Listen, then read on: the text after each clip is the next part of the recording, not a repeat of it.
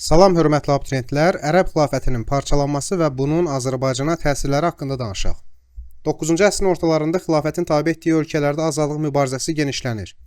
Həmçinin Azərbaycanda Babəkin üsyanı xilafəti xeyli zəiflədir. Əyalət hakimlərinin mövqeyi möhkəmlənir. Yəni xəlifə kimi ki bir əraziyə qoymuşdu, buranı idarə et deyə, həmin adamlar müstəqilləşib özləri də hökmdara çevrilirdilər. Beləcə xilafət parçalanırdı. Bunun nəticəsində onun yerində yeni dövlətlər yaranırdı. Məsələn, Mərkəzi Asiyada Samanilər dövləti, Qəznəlilər dövləti, İspaniyada Kordoba xilafəti, İspaniyadan başlayıb da xilafətin parçalanması. İlk dəfə onlara ayrılıblar. Və Azərbaycanda da Saci, Salari, Rəvadi, Şəddadi, Şirvanşahlar dövlətləri, həmçinin Rəvadi əmirliyi, Bərdə əmirliyi, Dərbənd əmirliyi, Tiflis əmirliyi, Dəbil əmirliyi, Şəki hakimliyi yarandı. İndi mən feodal dövlətlərinin qısa şəkildə sizə izahını verəcəm sırf hökmdarların üzərindən. Başlayaq. Şirvanşahlar dövləti ilə 861-1538-ci illərdə mövcud olmuşdu bu dövlət. Paytaxtı Şirvan, Şamaxı və Bakı olmuşdu. Ərəb mənşəli idi və Məziyədlər sülaləsi tərəfindən idarə edilirdi. Heysam İbn Xalid dövlətin əsasını qoyur.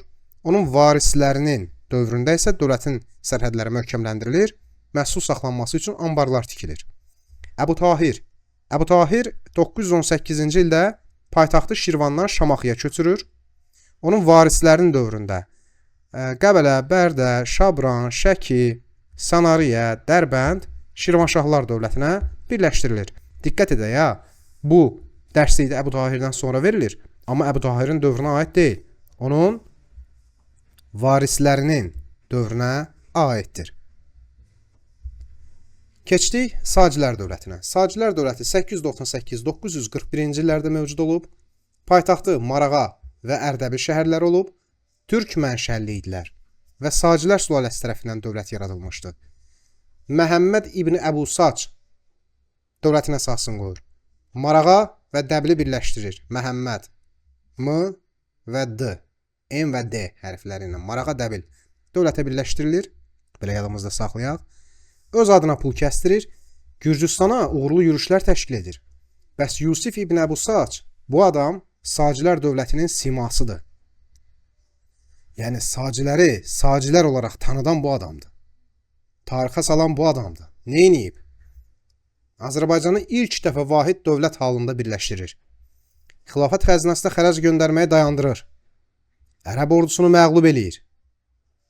Amma sonra ərəblərə məğlub olub əsir götürülür. 922-də azad olunur.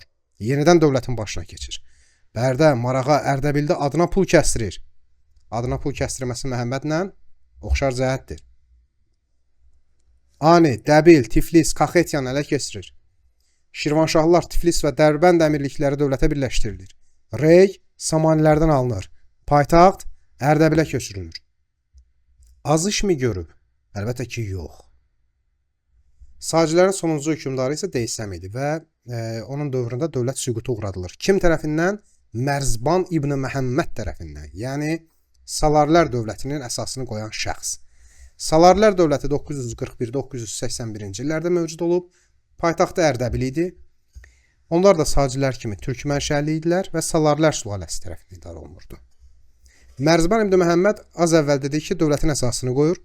Şirvanşahlar dövləti Şərqi Gürcüstan aslı hala salınır, Dərbənd ələ keçirilir. Zaten bunlar olmasa biz deyə bilmərik ki, Mərzban İbn Məhəmməd də Azərbaycanı vahid dövlət halında birləşdirib. Biz bilirik ki, Azərbaycanı ilk dəfə vahid dövlət halında birləşdirən Yusif İbn Əbu Sac idi. Azərbaycan ikinci dəfə vahid dövlət halında Mərzban İbn Məhəmmədin dövründə birləşdirilir. Təbii ki, Şirvanşahlar dövləti olmadan vahid dövlətdən söhbət gedə bilməz. Mütləqdir ki, Şirvanşahları da mütləqdir ki, Dərbəndi də birləşdirəsən. Bu baxımdan həm Sacilər, həm Salarilər Azərbaycanı birləşdiribmi? Birləşdirib. Bəs Şirvanşah və Dərbəndi tabe edibmi? Onlarsız Azərbaycan olar? Əlbəttə edib. Sacilərə tabe olan feodal hakimlər indi Salarlərə tabe idi.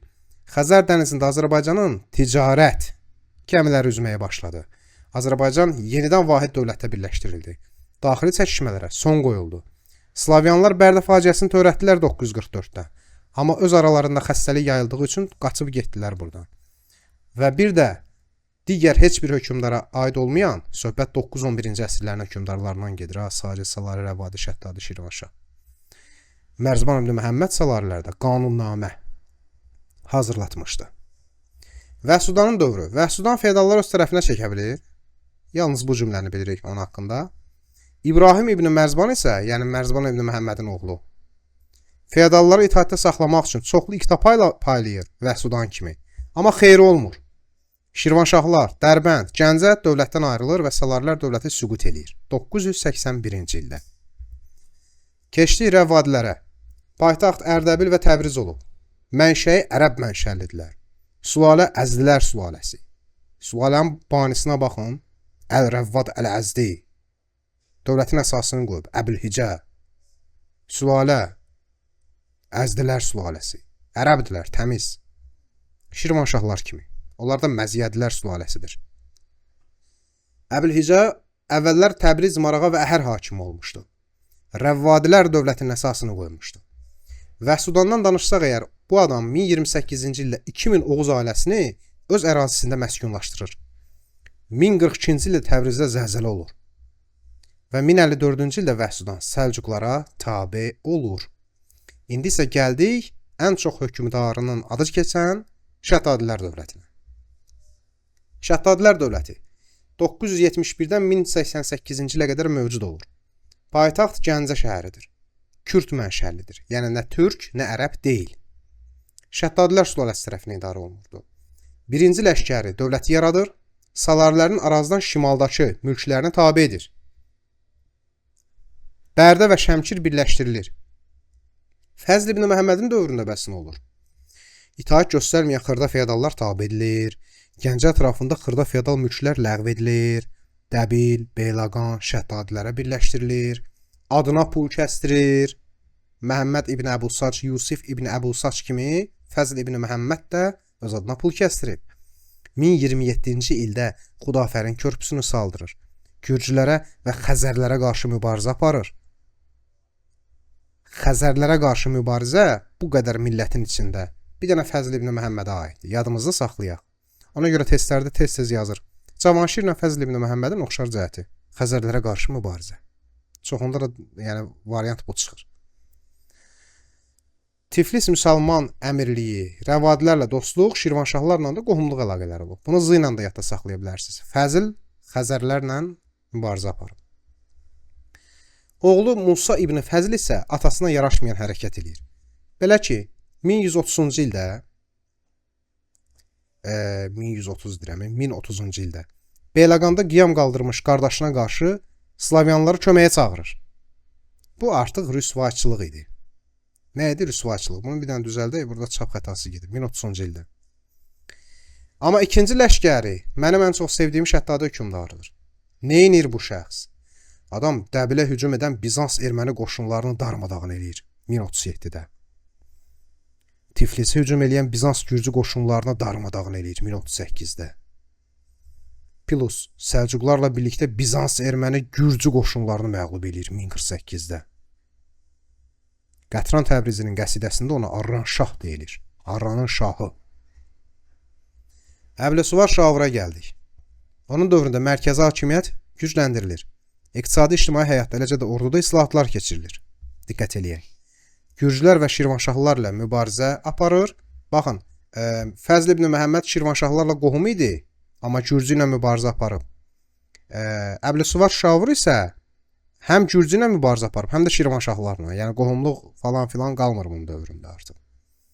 1054-cü ildə Səlcuqlarla müqavilə bağlayıb tabe olur. Kimlə oxşar cəhətidir? Bax bu ilə, Vəhsudanla. O da 1054-cü ildə Rəvadi hökmdarı. Səlcuqlarla müqavilə imzalamışdı. 1062-ci ildə Gəncə ətrafına hasar və xəndəklər çəkilir. 1063-cü ildə Gəncə qoşa qala qapılarını hazırladır. 3-cü Fəzlin dövründə isə biz onu deyirik ki, Şəddadilərin sonuncu əmiri idi. Səlcuqlarla münasibətlər pisləşir. Səlcuqlu hökmdarı Məlikşah da deyir, bu dövlət nəyə lazımdır deyərək 1088-ci ildə təəssüf ki, bizim Şəddadilər dövlətimizə son qoyur. Belə. Dəyərli yoldaşlar, ümid edirik ki, feodal dövlətlərlə bağlı video sizin üçün faydalı oldu. İndi isə vəsaitimizdən dərsi öyrənək. Hər birinizi uğurlar.